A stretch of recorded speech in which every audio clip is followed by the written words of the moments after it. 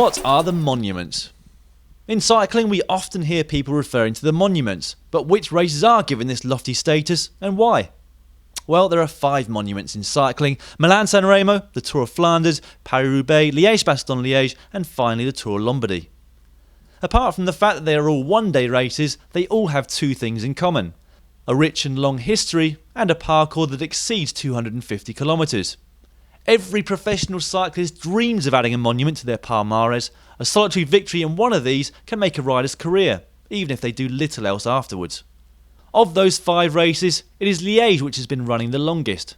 La Doyenne, to which it is sometimes referred, first took place as a pro race in 1894, although it had been run for amateurs for the 2 years previous.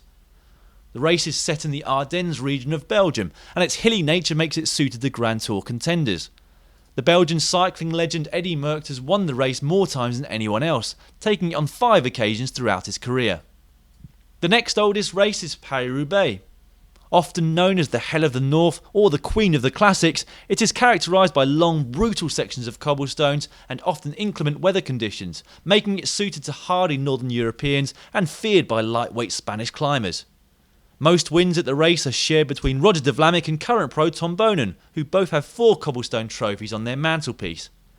Despite being a French race, it has been dominated largely by Belgians, who have won just under half of the 111 editions. The first of the monuments to take place each year is Milan-San Remo, and it's also the longest, with riders having to contend with just under 300 kilometres. It has been described by Mark Cavendish as being akin to an opera in the way that it plays out. A very long build-up leads to a frantic and exciting finale in which anything can happen. The nature of the 2 most famous climbs of the race, the Cipressa and Poggio, means it is possible for sprinters, attackers or even climbing specialists to have a chance at victory.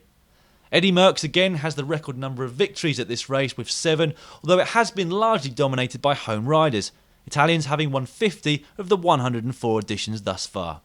The youngest of the monuments also takes place in Belgium: the Tour of Flanders, or the Ronde van Vlaanderen as it is known locally. Like Roubaix, it is characterised by cobblestone sections, although in this race they are often on short climbs, known as bergs. One of the most famous of these is the Koppenberg, which reaches gradients of 22%, often forcing even top professionals to get off and walk. The race is so famous in Belgium that it has its own museum, in Oudenaarde, visited by thousands each year, including GCN.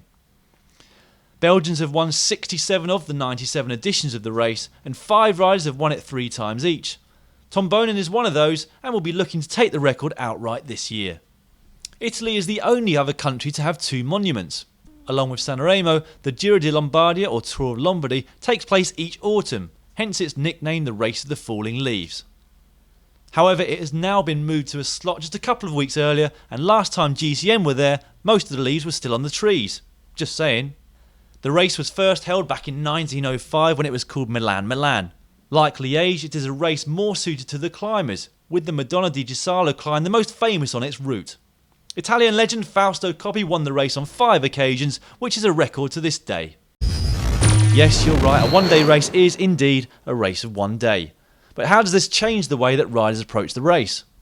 Well, there are many one-day races on the calendar, and typically for professionals,